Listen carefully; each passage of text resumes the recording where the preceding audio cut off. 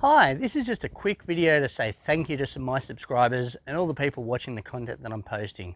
I've just hit 400 subscribers and it's just really good to know that people are watching the content and getting value out of it.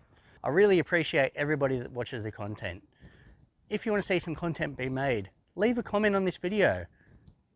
That way I can see what people want to see. I want to help people. So that way if you leave a comment, I can see it and just help other people. If you like the videos on this channel, share them with your friends. Get more people to see them. That way we can help as many people as possible.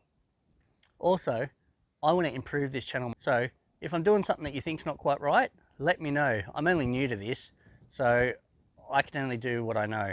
But if I get input from others, it really helps.